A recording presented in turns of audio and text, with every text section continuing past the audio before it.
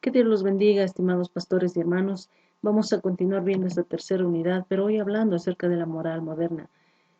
Primeramente es importante señalar que la modernidad no es inmoral, ni que la autonomía moral consista en proclamar la libertad de cada uno para hacer lo que le dé la gana, o el puro capricho o el crudo interés de las personas, sino que mi moral es moral porque tiene ley y valor supremo, es decir, que viene de Dios. Pero también es importante concluir que la moral moderna ha recuperado tres valores clásicos, como es el bien deleitable, el bien útil y el bien honesto. El bien deleitable es el placer o el bien del deleite que obtenemos mediante la satisfacción de los deseos. Fue tempranamente rescatado del moralismo avinagrado de los predicadores por la mortificación por obra. El bien útil, mayormente es conocido por lo económico, aparece también en los autores que ilustran y lo convierten en su propio lema. Sin embargo, hoy el economicismo reinante ya le da una utilidad como valor supremo y nos salva, mencionan como afirmación del valor supremo de la dignidad residente en una autonomía moral. Y acerca del valor que específicamente habla del valor o del bien honesto, hacemos mención a esa tradición filosófica del bon honesto, simplemente a eso. Entonces, para ingresar en este tema, es importante recaer y analizar el tema de la dignidad. Es por ello que hacemos una breve excursión por este lingüístico término que refiere a dignidad, que nos va a ayudar a comprender la evolución de este concepto de moral moderna. Entonces, ligado a esta aceptación de una ley superior, es decir, heterónomo, a ese concepto moderno de autonomía moral que nos desvincula de la ley ajena. Dignidad es gramaticalmente un término abstracto que viene a sustantivar un adjetivo previo de digno. El uso más antiguo, por tanto, no atribuía una dignidad igual a todos los seres humanos, sino que la dignidad era un predicado accidental que era sobrevenido, que separaba a algunos respecto de los demás y los ponía por encima de ellos.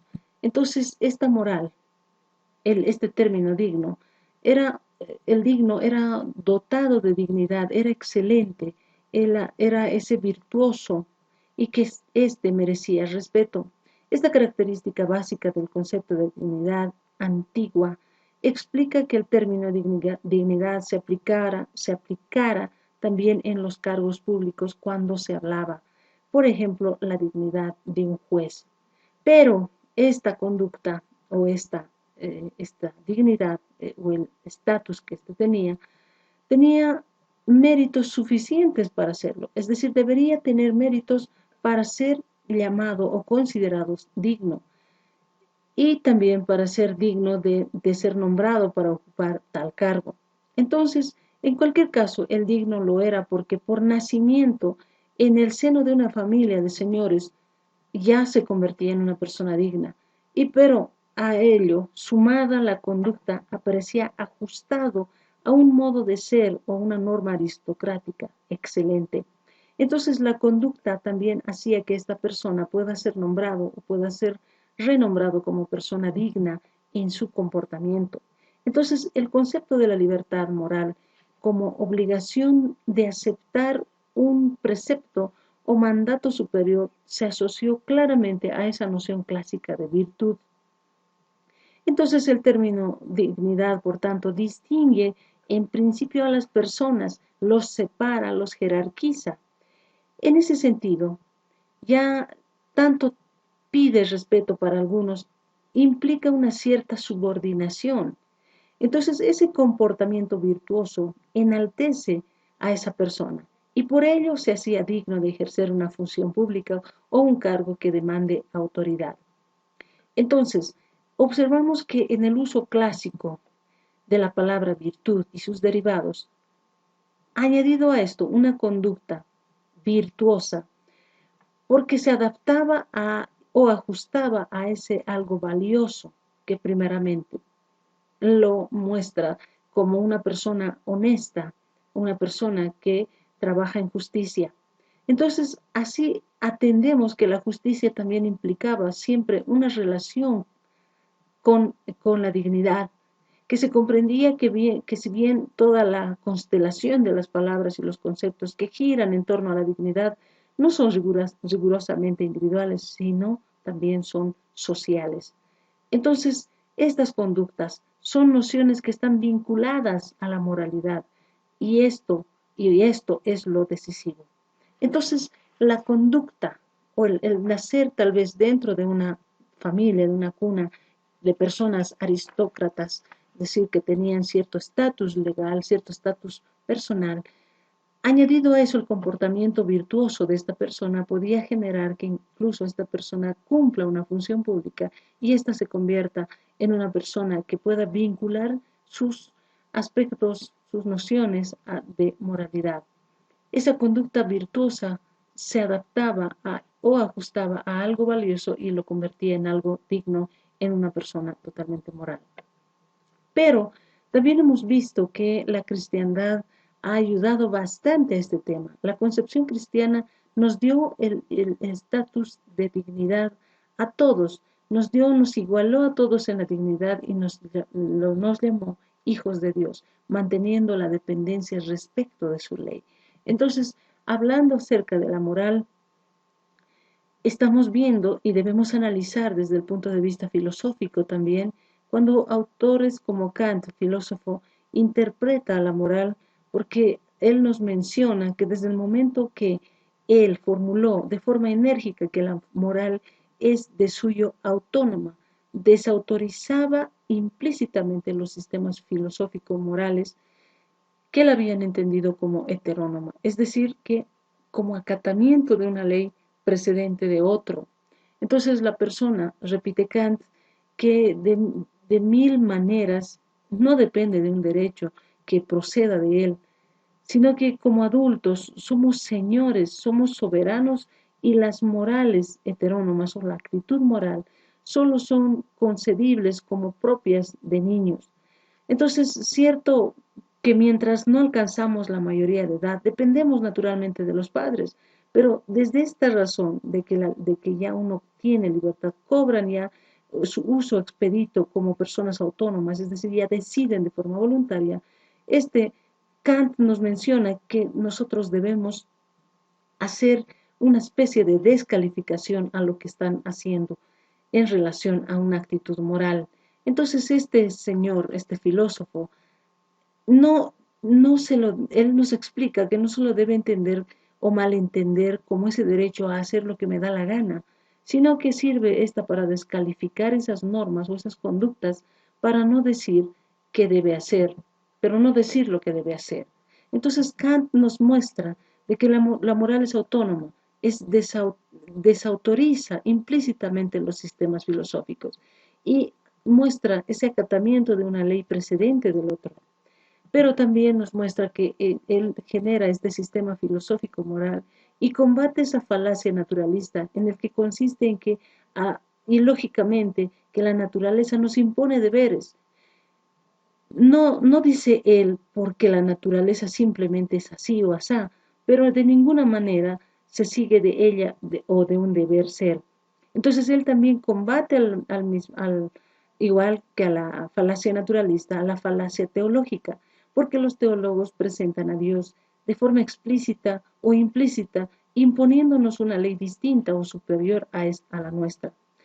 Entonces, muestra esa falacia de que existe solamente lo que podemos concebir, confirmando y corroborando el respeto a las personas con fines en sí mismas, es decir, como algo que no puede ser sometido ni tan siquiera a una ley ajena. Entonces encontramos diferentes autores que mencionan acerca de la moral y nos mencionan que, por ejemplo, William James, conocido como el fundador del pragmatismo, que hizo la mayor contribución a la teoría ética, descansa en que su existencia al valorar la importancia de las interrelaciones, defiende que el valor de las ideas está determinada por sus consecuencias. Esto nos quiere decir que muchas veces lo que más debe importarnos en las actitudes o en el comportamiento o la muestra de nuestros valores o aspectos morales son las consecuencias que vayan a determinar a través de las relaciones que nosotros tenemos dentro de la sociedad.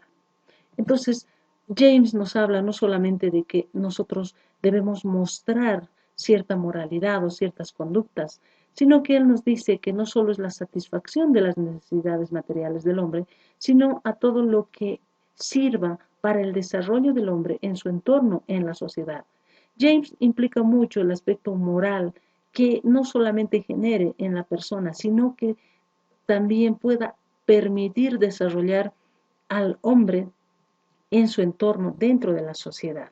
Entonces, ahí vemos otros estudios también como Sigmund Freud, que nos decía que él atribuye este problema del bien y del mal en cada individuo a la lucha entre el impulso del reprimir, del yo instintivo, perdón, para satisfacer todos sus deseos y la necesidad del yo social, de controlar y reprimir esa mayoría de estos impulsos con el que el individuo actúa dentro de la sociedad.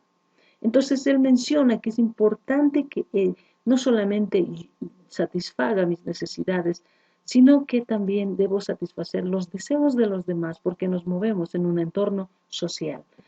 Volviendo a lo que nos dice Kant acerca de esta moral moderna, señala que esta es esa ética formal simplemente, que se basa en simplemente, meramente en lo formal, en una conducta buena o en una conducta mala, que existe quizás ese rigorismo, lo que él llama ese rigorismo kantiano, que es una consecuencia de la consideración de esos mandatos morales como mandatos que se deben cumplir de forma incondicionada o absoluta, que toda significación moral emana de la pureza de la voluntad y de la rectitud de los propósitos, y que la validez del acto moral no está en la acción misma, sino en la voluntad que lo va a determinar. Entonces, cuando Kant nos menciona de que no solamente el acto moral implica las acciones, sino que le vamos a dar la validez a ese acto moral cuando se la manifieste de forma voluntaria. Entonces la moralidad está en la voluntad, en el sujeto y no en la acción. Está en la concreción física del acto, la disposición del ánimo del agente, es decir, de la persona. Es la que esa moral se va a convertir tal vez en algo inmoral. Entonces, nos muestra de que la actitud moral no solamente implica cumplir normas, acatar normas, sino que nos menciona la importancia del actuar de forma voluntaria. Pero también debemos mencionar este aspecto acerca de la sociedad moderna. Entonces, cuando hablamos de la sociedad moderna, estamos viendo que la sociedad, ya una nación, nace con ideales de libertad, de tolerancia, de progreso, que en la época moderna instaura ya nuevas ideas al hombre y también a la moral. Entonces se llega a superar la esclavitud, la servidumbre, y las relaciones humanas giran ya en torno al afán de la riqueza. Entonces ya cambia la perspectiva acerca de la moral clásica que habíamos visto anteriormente. Entonces, para este tipo de moral moderna o la moral en sí, para esta acción moral, existen ciertas características. Una acción humana para ser considerada de tipo moral tiene ciertas características. Entonces es aquella que se ajusta a un código, a un conjunto de normas o valores morales, las cuales van a designar lo que se debe ser considerado como moralmente bueno o moralmente malo, como algo egoísta o generoso. Entonces, cuando hablamos de la moral de tipo cristiano, por ejemplo, va a ser en base a la conducta que nos muestra la palabra de Dios. Entonces, estas características nos dice para una acción moral no deben ser impuestas por la sociedad o a las personas, sino que el individuo elige de forma libre el actuar de forma libre. Entonces, la moral es sobre todo una cuestión individual. Entonces, podemos definir a la moral de que la libertad como esa capacidad de la voluntad humana para poder elegir y decidir sobre lo que vamos a hacer, sobre nuestras conductas. Entonces, La moral no solamente es individual, sino que también el ser humano es un ser social que precisamente porque es racional necesita convivir dentro de la sociedad. No vive aislado, sino que somos ciudadanos en una comunidad, dentro de una comunidad. Nacemos en sociedad y poseemos normas, creencias, ideas, valores, prohibiciones, pautas de conducta y estas nos van a ayudar a desarrollarnos dentro de la sociedad y tener una convivencia y que pueda generar una dimensión social. Entonces, las características del ser humano es que nosotros no somos aislados, sino que somos ciudadanos y que vamos a responder por nuestros propios actos y para consigo mismos inclusive, sino que también su repercusión en las personas con las que vivo también es muy importante. Por ello, la moralidad tiene una trascendencia de una dimensión social. No puedo hablar únicamente en que la moralidad es algo individual, sino que es social. La dimensión es amplia. Nacemos en una sociedad que posee una serie de normas, ideas, valores y que éstas caracterizan su forma de vida. Nuestras acciones morales se dan en sociedad, en nuestra convivencia con los demás, quienes van a ser las que van a aprobar o las van a rechazar en función de estas normas y estos valores válidos para las personas, para todos. Entonces, el ser humano necesita convivir con los demás para desarrollarse como ser moral.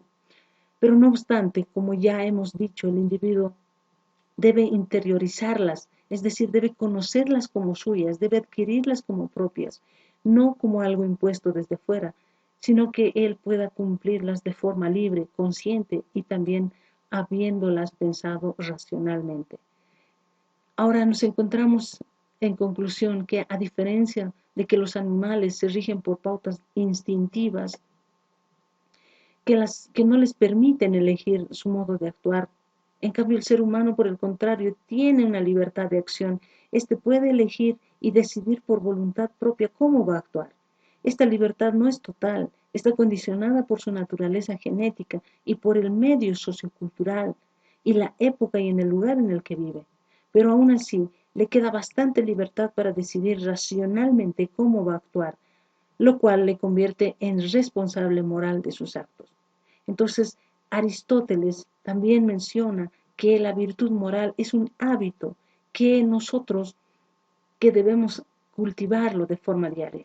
Entonces, ¿qué es un hábito? Un hábito es un comportamiento que se repite, una forma de actuar estable y que según Aristóteles, un solo acto no hace a una persona virtuosa.